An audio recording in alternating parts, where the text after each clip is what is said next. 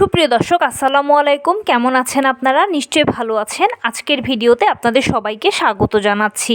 আজকে আমি আপনাদের সাথে খুবই গুরুত্বপূর্ণ একটা টপিক নিয়ে আলোচনা করব। সামনেই যাদের ডেলিভারি ডেট তাদের জন্য থাকবে আজকে 5টি গুরুত্বপূর্ণ তথ্য সম্পর্কে। তাহলে চলুন মূল ভিডিওতে যাওয়া যাক। বাই দ্য ওয়ে, মূল ভিডিওতে যাওয়ার আগে একটা কথা বলি, আমি আমার চ্যানেলে pregnancy related, specially normal delivery related অনেক ইম্পর্ট্যান্ট তথ্য ভিডিও আকারে শেয়ার করে থাকি। এই তথ্যগুলো আমার পার্সোনাল এক্সপেরিয়েন্স ও আমার ডক্টরের সাজেশন থেকে নেওয়া।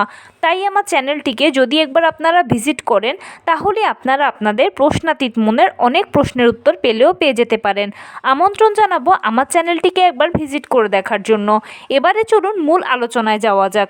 আমি শুরুতেই বলেছি আজকে আলোচনা করব যাদের সামনেই ডেলিভারি ডেট তাদের জন্য থাকবে আজকে 5টি দরকারি তথ্য। দেখুন, সামনেই হয়তোবা আপনার এখন ডেলিভারি ডেট আছে, যে কোনো সময় ডেলিভারি ডেট আপনার, তাই নবম মাসের যে কোনো সপ্তাহে আপনি এখন হয়তোবা রয়েছেন। কেউ হয়তো 36, 37, 38, 39 বিভিন্ন সপ্তাহগুলোতে রয়েছেন। কিন্তু যখনই আপনি নবম মাস বা 36 সপ্তাহে পড়বেন তখনই এ সময়টাতে আপনার প্রথম কাজ হবে সর্বশেষ চেক আপটা করিয়ে ফেলা। সর্বশেষ চেক আপের মাধ্যমে একটা ফাইনাল সেটেলমেন্ট আসবে যে আপনার ডেলিভারিটা কি নর্মালে হবে নাকি সিজারে হবে। কারণ সর্বশেষ রিপোর্টে যদি সব কিছু ঠিকঠাক আসে মা ও বাচ্চার, তাহলে ধরে নেওয়া যায় ডেলিভারিটা নর্মালেই হবে। আর যদি কোনো জটিলতা থাকে, যেমন বাচ্চার গলায় নাড়ি পেঁচানো আছে, এছাড়া বাচ্চার অন্য কোনো সমস্যা আছে গর্ভের ভেতরে, অথবা মায়ের দেখা গেছে ডায়াবেটিস আছে, অথবা হাই ব্লাড প্রেশারের সমস্যা আছে, এই ধরনের যদি কোনো সমস্যা থেকে থাকে তাহলে অবশ্যই সিজারের প্রয়োজন আছে। সেক্ষেত্রে আপনার ডাক্তারের সাথে আপনি যোগাযোগ করে নেবেন যে কবে, কোন দিন, কোন সময় সিজার করাতে হবে। সে মতে আপনার ডাক্তার আপনাকে সিজারের জন্য একটা ডেট দেবে। সিজারের ক্ষেত্রে একটা খুবই গুরুত্বপূর্ণ তথ্য হচ্ছে অবশ্যই একজন ভালো ডাক্তার ও একটা হসপিটাল চুজ করবেন। কোনো নামসর্বস্ব ডাক্তার কিংবা নামসর্বস্ব হসপিটালে প্লিজ যাবেন না, কারণ সিজার হচ্ছে একটা ছোটোখাটো অপারেশনের আগে পরে বিভিন্ন ধরনের ঝুঁকি থাকে, সাইড ইফেক্টস থাকে। সেই জন্য অবশ্যই কিন্তু এই জিনিসটাকে আপনাদের কেয়ারফুলি হ্যান্ডেল করতে হবে। ভালো একজন ডাক্তার ও ভালো একটা হসপিটাল চুজ করতে হবে। দুটো মানুষের জীবনের প্রশ্ন এখানে, তাই এটার সাথে কোনো কিছুর কোনো কম্প্রোমাইজ চলবে না। যারা নর্মাল ডেলিভারি পেশেন্ট আছেন তারা তো অবশ্যই ধৈর্য সহকারে অপেক্ষা করবেন। শুধু অপেক্ষা করলে হবে না, ধৈর্য সহকারে আপনাকে অপেক্ষা করতে হবে। নর্মাল ডেলিভারি ক্ষেত্রে বেসিক্যালি হয় কি, যে ডাক্তাররা একটা ইডিডি বা এক্সপেক্টেড ডেট যখন আপনি কনসিভ করেন তখনই দিয়ে দেবে। সেই ডেট অনুযায়ী অনেকেরই ডেলিভারি হয়, আবার অনেকের হয় না। না হলে আপনার একটা ডেট পার হয়ে গেল, ঘাবড়ানোর কোনো কারণ নেই।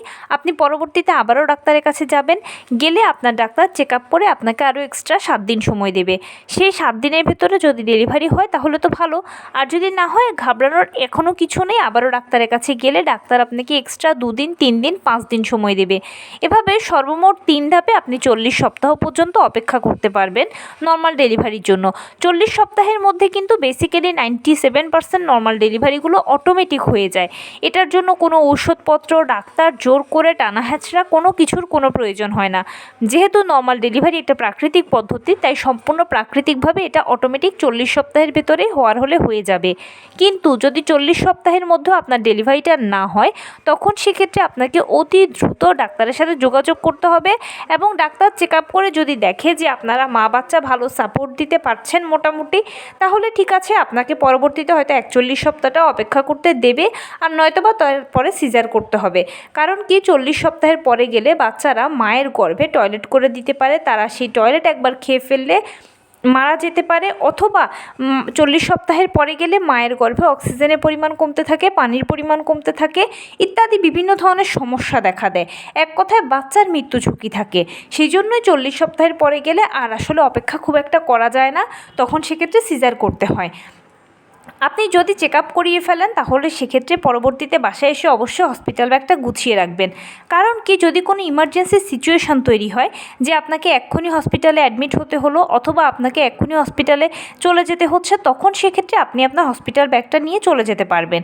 কিন্তু যদি অপেক্ষা করেন যে হ্যাঁ পরে গুছাবো, সময় আছে আসতে, এরকম যদি করেন তাহলে হবে কি, যে ইমার্জেন্সি যাওয়ার যখন প্রয়োজন হবে হসপিটালে, তখন হুড়োহুড়ি করে হসপিটাল ব্যাগটা আপনাকে গোছাতে হবে। আর হুড়োহুড়ি করে করে হসপিটাল ব্যাগটা গোছালে দেখা যাবে যে অনেক প্রয়োজনীয় জিনিসগুলো ফেলে যাবেন আপনারা। আর ওই সময়টাতে না প্রয়োজনীয় জিনিসগুলো অ্যারেঞ্জ করাটা অনেক কষ্টকর হয়ে যায়, অথবা কিছু কিছু হসপিটালের পরিবেশ দেখা যায় সেরকম অনুকূলেও থাকে না যে সব কিছু অ্যারেঞ্জ করার উপযোগী। সেই জন্য আগে যদি আপনি ঠিকঠাক মতো ঠান্ডা মাথায় গুছিয়ে সব কিছু ব্যাগে করে নিতে পারেন, তাহলে জাস্ট যখনই যাওয়ার প্রয়োজন হবে তখনই ব্যাগটা নিয়ে চলে যেতে পারবেন, আর আপনার প্রয়োজনীয় সব জিনিসগুলো আপনার সঙ্গে করে হসপিটালে যাবে। দ্বিতীয় এই কাজটা করার পরে এর পরবর্তী ধাপে গিয়ে আপনি অবশ্যই যে কাজটা করবেন সেটা, আপনি সিজারিয়ান পেশেন্ট হন কিংবা নর্মাল ডেলিভারি পেশেন্ট হন, শারীরিক, মানসিক, আর্থিক তিনভাবেই নিজেকে প্রস্তুত করে ফেলবেন ডেলিভারির জন্য। কারণ ডেলিভারির ক্ষেত্রে আসলে মানসিক প্রিপারেশানটা হচ্ছে সবচেয়ে ইম্পর্ট্যান্ট। আপনি মানসিকভাবে যত বেশি শক্ত থাকতে পারবেন, যত বেশি নিজেকে শক্তপোক্ত রাখতে পারবেন, ততই দেখবেন যে আপনার ডেলিভারি কাজটা অনেক সহজ হয়ে গিয়েছে এবং অনেক সুন্দরভাবে হয়েছে। বিশেষ করে নর্মাল ডেলিভারি পেশেন্টদের ক্ষেত্রে যেটা হয় যে পেশেন্টরা যখন শক্ত থাকে তখন কিন্তু ডাক্তারসহ পরিবারের অন্যান্যরা সবাই সাপোর্ট দেয় অপেক্ষা করার জন্য। কিন্তু পেশেন্ট যদি একেবারে হতাশ থাকে যে না, সে চিৎকার চেঁচামেচি করে একাকার করে ফেলছে, তখন সেক্ষেত্রে হতেও আর হয়তো বা নর্মাল ডেলিভারি নাও হতে পারে। সেজন্য অবশ্যই মানসিকভাবে নিজেকে শক্তপোক্ত রাখবেন। নিজেকে এটা বলে সবসময় বোঝাবেন যে আমি তো প্রথমবার মা হচ্ছি না, আমার আগে তো অনেক মানুষ এভাবে সন্তান জন্ম দিয়েছে, কেউ নর্মালে জন্ম দিয়েছে, কেউ সিজারে জন্ম দিয়েছে এবং প্রতিনিয়ত দিয়ে যাচ্ছে। প্রতিদিন এভাবে করে কিন্তু বাচ্চা হচ্ছে। এমন কোনো হসপিটাল নেই যে হসপিটালগুলো খালি পড়ে রয়েছে। প্রত্যেক দিন সিজারিয়ান পেশেন্ট বা নর্মাল ডেলিভারি পেশেন্টরা তাদের সন্তান জন্ম দিচ্ছে। তাহলে এত মানুষ যদি পারে, আমি কেন পারবো না? সবার মাঝে এমন কি আছে যেটা আমার মাঝে নেই? আসলে কি সবাই ভয় পাচ্ছে না, আর আপনি জাস্ট ভয় পাচ্ছেন? পার্থক্য হচ্ছে আপনাদের মধ্যে এতটুকু। একবার ভয়টাকে মন থেকে দূর করে ফেলুন, কারণ যে ভয়টা পাচ্ছেন এটা আসলে মনের ভয়। জাস্ট আমরা যে বলছি আপনাদেরকে, আমাদের এই কথাগুলো শুনে মনে মনে একটা ভয় পাচ্ছেন, এটা হচ্ছে শুধুমাত্র মনের ভয়। মন থেকে একবার এই ভয়টাকে দূর করে ফেলুন, দেখবেন আপনার কাছে সব প্রক্রিয়াটা সহজ হয়ে গিয়েছে। এখানে সিজারিয়ান পেশেন্টদেরকে একটা কথা বলি, অনেকে প্রথমবার যখন সিজারিয়ানের সম্মুখীন হন তখন ভয় পেতে পারেন যে আমার কাছে তো ভীষণ ভয় লাগছে, ছুরি কাঁচি। আপনি সবসময় এসব ক্ষেত্রে নিজের সন্তানের কথা চিন্তা করবেন, নিজের সন্তানের মুখটার কথা চিন্তা করবেন। বেশি বেশি করে যখন সন্তানের কথা ভাববেন, ভালো ভালো জিনিসগুলো যখন ভাববেন, তখন দেখবেন এই ভয়টা লাগবে না। সেম ওয়েতে নর্মাল ডেলিভারি পেশেন্টরাও যদি ভয় পান, তাহলে অবশ্যই সন্তানের কথা চিন্তা করবেন, ভালো ভালো কথা চিন্তা করবেন, তাহলে দেখবেন আপনাদের আর কোনো ভয় লাগবে না। আর আপনি যেই ধর্মের অনুসারী হন না কেন, বেশি বেশি করে উপরওয়ালাকে ডাকবেন। মনে রাখবেন এটা আপনার জন্য এখন একটা সময়, আর এই সময়ের হাত থেকে উপরওয়ালাই আপনাকে খুব ভালোভাবে উদ্ধার করতে পারবে। সেই জন্য বেশি বেশি করে আপনারা এই সময়টাতে উপরওয়ালাকে ডাকবেন। আর যে কাজটা করে সময়টাকে ব্যয় করবেন সেটা হচ্ছে নিয়মিত হাঁটাচলা করবেন, টুকটাক কায়িক শ্রম করবেন, লো কমেটটা ব্যবহার করবেন, পুষ্টিকর খাবার খাবেন। অনেকে ভাবেন কি এ সময় যদি পুষ্টিকর খাবার খাই তাহলে কি বাচ্চার ওজন বেড়ে যাবে না? বাচ্চার যা জন্ম ওজন তৈরি হওয়ার বা ডেলিভারির যা যা প্রসেস বডিতে হওয়া সব কিছুই মোটামুটি প্রস্তুত হয়ে গেছে। এখন শুধুমাত্র ডেলিভারি হয়ে যাওয়ার অপেক্ষা। তাই বাচ্চার ওজন নিয়ে এখন আর কোনো টেনশন নেই। নিয়মিত পুষ্টিকর খাবার খাবেন, এতে আপনার শরীরটা শক্তপোক্ত থাকবে। ডেলিভারির সময়েও আপনি ভালো সাপোর্ট দিতে পারবেন এবং ডেলিভারির পরবর্তী সময়টাতেও গিয়ে দ্রুত ওভারকাম করতে পারবেন, সুস্থ জীবনে ফিরে আসতে পারবেন। অবশ্যই যে জিনিসটা করবেন সেটা হচ্ছে ডাক্তারের সাথে নিয়মিত যোগাযোগ রাখবেন, ভালো মন্দগুলো যোগাযোগ করবেন। কারণ কি অনেক সময় হয় যে এক এক পেশেন্টরা এক এক রকম হয়ে থাকে। একজনের জন্য যেটা স্বাভাবিক, অন্যজনের জন্য সেটা অস্বাভাবিক। তাই কোনটা কার জন্য স্বাভাবিক হচ্ছে, কোনটা কার জন্য অস্বাভাবিক হচ্ছে, কোন লক্ষণটা কার জন্য ভালো হচ্ছে, কোন লক্ষণটা কার জন্য খারাপ হচ্ছে, সেটা বেসিক্যালি ডাক্তাররা ভালো বলতে পারবে। এই জন্য ভালো মন্দ সব কিছু ডাক্তারের সাথে যোগাযোগ করবেন। তবে এখানে একটা ছোট্ট টিপস হচ্ছে, যতক্ষণ পর্যন্ত ব্যথা বা কষ্টগুলো আপনি সহ্য করতে পারবেন ততক্ষণ পর্যন্ত সেগুলো স্বাভাবিক।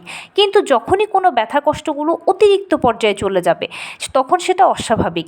তখন আপনাকে অতি দ্রুত ডাক্তারের কাছে যেতে হবে। ডাক্তার আপনাকে চেক আপ করে বলবে যে কেন, কী কারণে হচ্ছে, সে মতে ব্যবস্থা নিলে আপনি একটা বড় ধরনের দুর্ঘটনার হাত থেকে রক্ষা পাবেন। এই জিনিসটা অবশ্যই কেয়ারফুলি হ্যান্ডেল করবেন।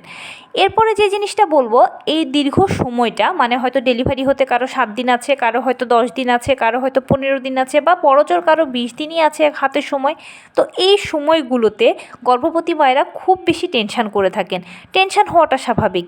টেনশনটা আসলে আমরা কেউ করি না, এটা পরিস্থিতির পরিপ্রেক্ষিতে অটোমেটিক চলে আসে। তো টেনশনটা আসলে করা যাবে না। যেই কাজ করলে আপনার টেনশন কম হবে বা আপনি টেনশন ফ্রি থাকতে পারবেন সেই কাজ বেশি বেশি করবেন। এটার উপায় হচ্ছে ওই যে বললাম, সন্তানের কথা বেশি বেশি চিন্তা করা, পরিবার পরিজনের সাথে সময় দেওয়া, প্লাস আপনি যেই ধর্মের অনুসারী হন না কেন বেশি বেশি করে উপরওয়ালাকে ডাকা। এতে একদিকে ধর্মীয় কাজ হবে, অন্যদিকে টেনশনও কম হবে। এই সময়টাতে টেনশন খারাপ এই জন্য, কারণ টেনশন করলে হয় কি প্রেশারটা ওঠানামা করে। আর প্রেশার ওঠানামা করলে দেখা যায় অনেক বাচ্চা মায়ের গর্ভে কিন্তু মারা যায় জাস্ট জন্মের 2-4 দিন আগে। এটা অহরহ কিন্তু রিসেন্টলি হচ্ছে। সেই জন্য টেনশন করবেন না, কারণ মনে রাখবেন ডেলিভারি প্রক্রিয়াটা আপনাকে ফেস করতেই হবে, সেটা নর্মাল হোক বা সিজার হোক। কারণ কি, যেহেতু আপনি মা সন্তানকে গর্ভে ধরেছেন, দীর্ঘ সময় এত কষ্ট করেছেন, এত চড়াই উতরাই পার করে এসেছেন, এখন জাস্ট সন্তানের মুখ দেখবেন, সব কষ্টের অবসান হবে। তাই সেটা সিজারিয়ান পদ্ধতি হোক বা নর্মাল ডেলিভারি হোক, যে কোনোভাবেই সন্তানকে পৃথিবীতে আনতে হবে এবং এটা ফেস আপনাকে করতেই হবে। এজন্য টেনশন করবেন না, নিজেকে এগুলো বলেই সবসময় সান্ত্বনা দেবেন। এতে করে দেখবেন আপনার ভালো লাগবে, অযথা চিন্তা আসবে না। এখানে একটা বড় সতর্কতার কথা বলি, বিশেষ করে নর্মাল ডেলিভারি পেশেন্টদেরকে বলি। কারণ কি, সিজারটা হচ্ছে প্রি প্ল্যান, যেখানে ডাক্তার আগেই বলে দেবে যে অমুক দিনের অমুক তারিখে সিজার হবে। সো আপনি তো সে মতে গিয়ে সিজারটা করিয়ে ফেলতে পারলেন, তাই আপনার জন্য আর কোনো টেনশনের কিছু নেই। কিন্তু যেটা ভুল করে নর্মাল ডেলিভারি পেশেন্টরাই করে, কি ভুল করে সেটা হচ্ছে এই যে দীর্ঘ সময় তারা যে অপেক্ষা করে ডেলিভারি প্রক্রিয়া শুরু হওয়ার জন্য, এর মাঝখানে তাদের মাথায় একটা কুবুদ্ধি খেলা করতে পারে। বিশেষ করে প্রথম মায়েদের মাথার ভিতরে এই কুবুদ্ধিগুলো বেশি খেলা করে যে আচ্ছা, আমি তো চাচ্ছি যে আমার ডেলিভারি নর্মালে হোক বা সব কিছু নর্মালের অনুকূলে আছে, এখন এটার জন্য তো আমার পেইন প্রয়োজন আছে। এখন আমি একটু গবেষণা করে দেখি তো কী করলে ভালো পেইন আসবে বা তাড়াতাড়ি পেইন আসবে। যখনই আপনি গবেষণায় ঢুকবেন তখনই দেখবেন যে বিভিন্ন টিপস টোটকা শুনতে পাচ্ছেন। কেউ বলছে যে এটা করুন 1 ঘন্টায় পেইন আসবে, ওইটা করুন আধা ঘন্টায় পেইন আসবে, এটা করেছিলাম আমার একদিনে পেইন এসে গিয়েছিল। এই টাইপের বিভিন্ন টিপস টোটকা আপনি শুনতে পাবেন, বিভিন্ন জনের থেকে উপদেশও নেবেন হয়তোবা। কিন্তু প্রথম কথা হচ্ছে কার থেকে উপদেশ নিচ্ছেন সেটা জেনে বুঝে নেবেন। কারণ কি, আমাদের সমাজে 2 শ্রেণীর লোক আছে, কেউ অরিজিনাল কথা বলে, কেউ অতিরঞ্জিত কথা বলে। অরিজিনাল কথা শুনলে তো ভালো লাগে, কিন্তু অতিরঞ্জিত কথা যখন শুনবেন তখন আপনার রাতের ঘুম হারাম হয়ে যাবে এবং মাথার ভিতরে আরও অনেক কুবুদ্ধি অযথা প্রশ্ন খেলা করবে। সেই জন্য পরামর্শ নেওয়াটা ভালো কথা, কিন্তু কার থেকে পরামর্শ নিচ্ছেন সেটা জেনে বুঝে নেবেন। এটা হচ্ছে প্রথম সতর্কতা। দ্বিতীয় সতর্কতা হচ্ছে ওই যে বললাম গবেষণায় নেমেছেন, কি করলে পেইন আসবে, অমুক বলছে 1 ঘন্টায় পেইন আসবে, অমুক বলছে এটা করলে আধা ঘন্টায় পেইন আসবে। এখন আপনার মাথায় একটা কুবুদ্ধি খেললো কি, যে আচ্ছা ঠিক আছে আমি তো এই কাজটা করে দেখতে পারি, করে দেখি না কি হয়, আমার পেইন আসে কি না, আসলে তো ভালো। কিন্তু মনে রাখবেন যে কোনো কাজের যেমন একাধিক পদ্ধতি রয়েছে, তেমনি আপনি যখন পদ্ধতিটা নিজের ওপরে অ্যাপ্লাই করবেন তখনই বুঝতে পারবেন এটা ভালো না মন্দ। যদি ভালো হয় তাহলে তো ক্রেডিটটা সবাই নেবে, কিন্তু যদি মন্দ হয় তাহলে এর দায়টা কেউ নেবে না। উল্টে সবাই আপনার উপর দায় চাপিয়ে দিয়ে আপনার দিকে দোষারোপের তীরটা ছুঁড়ে বলবে যে আপনি কেন আমার কথা শুনলেন, আমরা কি আপনাকে মাথার দিব্যি দিয়েছিলাম যে আমাদের কথা শুনুন, আপনি ভালো মনে করেছেন শুনেছেন, এখন ভুল হয়েছে সেজন্য আমাদেরকে দোষারোপ করছেন। যদি কিছু ভুলভাল হয়ে যায়, যদি খারাপ কিছু অঘটন ঘটে, তাহলে কি করবেন? সারা জীবন অনুশোচনা করতে করতে শেষ হয়ে যাবেন, নিজেকে নিজে আয়নায় মুখও দেখাতে পারবেন না। তাই এইসব কিছু করার কোনো প্রয়োজন নেই। কোনো পদ্ধতির কথা শুনলে 100 বার মাথায় ফেলে চিন্তা করবেন যে এটা আপনার জন্য নিরাপদ কিনা, আপনার সন্তানের জন্য নিরাপদ কিনা, স্পেশালি আপনার সন্তানের জন্য কতখানি নিরাপদ। কারণ কি, যে কোনো ভালো মন্দ কিছু আপনার বডি অ্যাবজর্ব করতে পারলেও বাচ্চা তো সে পারবে না। অতএব এখানে বাচ্চার কিন্তু 19 থেকে 20 হলে এক কথায় মৃত্যু ঝুঁকি থাকে। সেই জন্য সন্তানের জন্য কতটুকু নিরাপদ সেটা আগে চিন্তা করবেন, আপনার জন্য নিরাপদ কিনা সেটা চিন্তা করবেন। যদি সব কিছু মিলিয়ে আপনার কাছে এটা ভালো মনে হয় তাহলে নিজ দায়িত্বে অ্যাপ্লাই করবেন, যেন কাউকে কখনো দোষারোপ করতে না হয়। আর যদি মনে করেন যে না একটু খচখচ লাগছে, কিন্তু লাগছে, ভয় ভয় লাগছে, তাহলে কোনো প্রয়োজন নেই, স্কিপ করে যান। কারণ নর্মাল ডেলিভারি হচ্ছে একটা প্রাকৃতিক পদ্ধতি, এখানে জোর করে ডাক্তার দিয়ে টানা হ্যাচড়া করে কোনো মতেই কিছু হবে না। সম্পূর্ণ প্রাকৃতিক উপায়ে আপনার লেবার পেইন শুরু হবে, ডেলিভারি প্রক্রিয়া শুরু হবে। আর একবার যখন ডেলিভারি প্রক্রিয়াটা শুরু হয়ে যায় তখন একটা ধাপ আপনি ফেস করতে করতে আরেকটা ধাপ শুরু হয়ে যাবে। পরবর্তী ধাপটা ফেস করতে করতে দেখবেন যে আপনি লেবার রুমে পৌঁছে গেছেন। লেবার রুমে সব কিছু আপনি অবজার্ভ করতে করতে আপনার ডেলিভারি হয়ে যাবে। বিশ্বাস করুন, ব্যাপারটা একেবারে পুরো ম্যাজিকের মতো। বেসিক্যালি নর্মাল ডেলিভারিতে যদি কষ্ট বলতে কিছু বোঝায় তাহলে হচ্ছে ওই যে কবে আমার ডেলিভারি প্রক্রিয়া শুরু হবে, কবে ডেলিভারি প্রক্রিয়া শুরু হবে, এই অপেক্ষাটুকুই হচ্ছে কষ্ট। একবার যদি ডেলিভারি প্রক্রিয়া শুরু হয়ে যায় তাহলে ম্যাজিকের মতো এটা শেষ হয়ে যায়। এটা পেশেন্ট বুঝতেও পারে না যে কিভাবে একটা ধাপের পরে একটা ধাপ শুরু হয়ে শেষ হয়ে গেল। সিরিয়াসলি আমার কথাটা আপনি তখনই মিল পাবেন যখন দেখবেন আপনার ডেলিভারি প্রক্রিয়া শুরু হয়েছে। তো এই জিনিসগুলো মোটামুটি যদি মাথায় রাখেন আর এভাবে যদি চলাচল করেন তাহলে ইনশাল্লাহ আপনার ডেলিভারির ক্ষেত্রে কোনো জটিলতা তৈরি হবে না আশা করছি। তো এই ছিল আজকের ভিডিও। কেমন লাগলো বলুন? যদি ভালো লেগে থাকে ও হেল্পফুল হয়ে থাকে তাহলে প্লিজ লাইক, কমেন্ট, শেয়ার করতে একদম ভুলবেন না। আর সেই সাথে আমার চ্যানেলটিকে সাবস্ক্রাইব করার বিনীত অনুরোধ রইল। পাশে থাকা বেল আইকনটি ক্লিক করে দেবেন যেন আমি ভিডিও আপলোড করার সাথে সাথে আপনারা নোটিফিকেশান পেয়ে যান। যদি কোনো প্রশ্ন থাকে কমেন্টসে জানাবেন, আমি রিপ্লাই দেব। প্লাস যদি কোনো পরামর্শ থাকে যে কোন বিষয়ের উপরে ভিডিও বানালে আপনারা উপকৃত হবেন সেটাও জানাবেন। আমি আপনাদের পছন্দের সর্বোচ্চ প্রায়োরিটি দেব। ভালো থাকবেন, সুস্থ থাকবেন। আসসালামু আলাইকুম।